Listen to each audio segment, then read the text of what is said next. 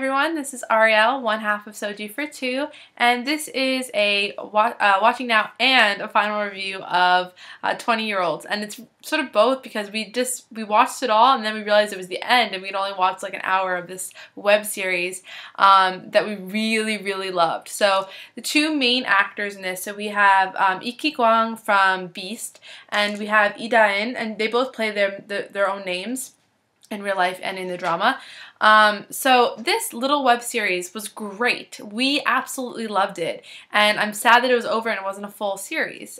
So the basic plot of this is that you have, this girl who's turning 20, and in Korea, when you turn 18, it's actually 20. It's the whole lunar age issue that they have here that's a little bit confusing for foreigners. That's why whenever I ask people how old they are, I ask them what year they're born, because then I understand how old they are, because I don't always understand if it's a year or 2 years. The whole dating age thing here is very confusing for me.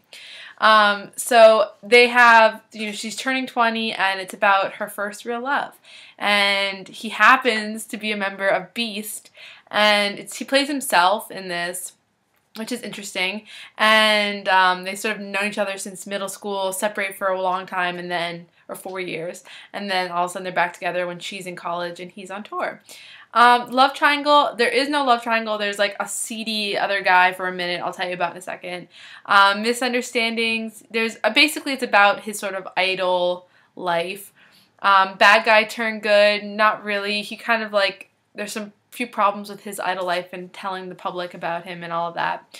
Fashion is cute, but like the fashion plays a part in that it's her growing up and how she thinks she should look, which I think is really interesting about Korean culture. So I think this little tiny web series has like so much stuff for me to talk about in Korean culture and life in Korea.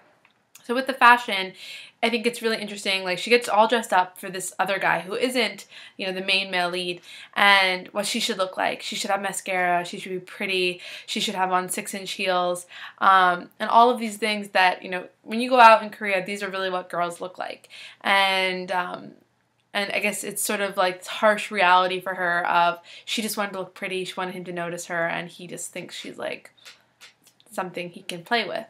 So that is really interesting to see here. Music, he sings a few times, which is great. Kiss, they have real kisses in this drama. It felt like very much more how life and dating is in Korea. There's a kiss pretty early on. They kiss a few more times. It's not like in drama where they kiss once in an episode and then they never kiss again or touch again until the last episode. So this felt more realistic. Piggyback ride, I don't think so. So some other things I want to talk about that if you don't live in Korea, that might be unusual to you, that this drama completely captures in a way that other dramas, which are 16 episodes long or made by, major broadcasting, that they don't always portray. And these are really realistic things. So the first thing I want to talk about is Kakao. Kakao Talk is an app on, you can get it on an iPhone or any phone, but I think in Korea it's bigger than anywhere else I've seen. It's a free text message app, and you can also call people on it. And when you send someone a message, you can see whether or not they've read it or not. There's a little 1 next to it. And there's a cute moment in it when he's like, the number I hate the most is 1. So this is really realistic. Like, dating in Korea is exactly like this. We send our messages and you wait for that 1 to go away and your message to come back. So I think that's really interesting, and there's like this scene where there's this little, ball of light coming from his phone to her phone, and I feel like dating in Korea is like that. Like, maybe it's still like that in the States and text messaging and all of that, but there is something about dating now that text message is really important. So I think that's interesting.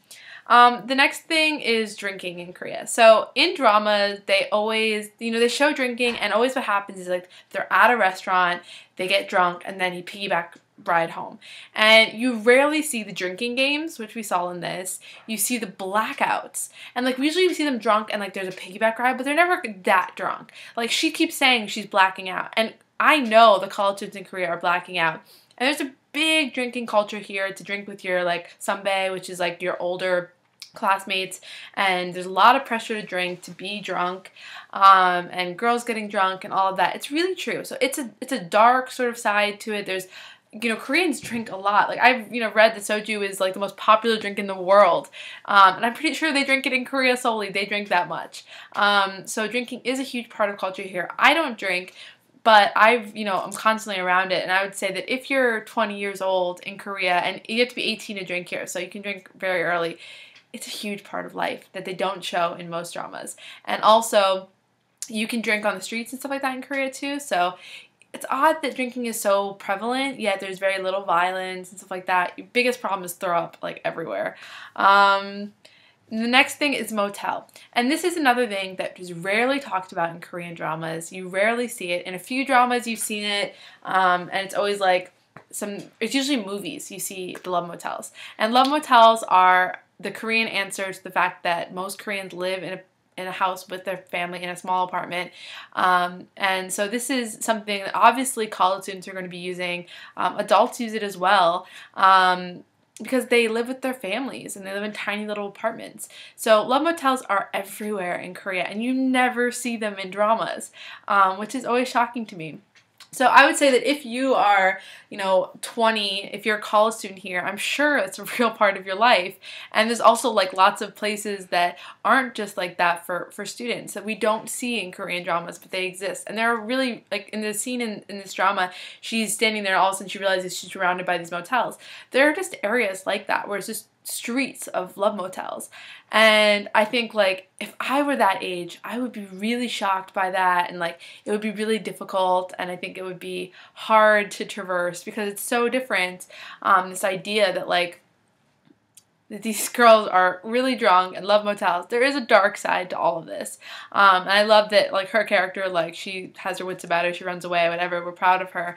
But there is a reality of love motels in Korea that you don't see. So this little tiny web series, I think, had so many interesting things about, like, Korea that it talked about or showed that you never see in other things. So I loved this, and I really wish there had been more of it. I wanted to see more of them together. It felt so, like, this felt really realistic, even though it's about a girl and an idol. So there's that fan fiction aspect to it that we all, like, wish we, had our idol boyfriend. But there is something about it that's very realistic, and more realistic, ironically, for an idol drama than most other dramas. So I definitely recommend watching this, and maybe now, after listening to my review, you'll watch it again and notice those things about Korean culture that maybe you didn't realize or haven't seen before. And I think they did a great job on this tiny little thing. So I'm going to give this, like, a 10. And my sister was laughing, we were both laughing, but we liked it so much, and it was so short, we wish there had been more. This gets a 10, and, like, we've only given a 10 to a handful of dramas that we've even seen. And yet I think this was great for exactly what it was. It was an idol drama that really showed a bit of Korean culture, and so funny for 20-somethings. Obviously this isn't the same if you're 30 or 40, but it was a great little slice of young dating culture. So really, really liked it. And it wasn't just about the fact that he was an idol. It was about the two of them more than him being an idol, but the idol thing definitely played a part. So it was great. I totally recommend watching this. 10 out of 10. Bye, guys.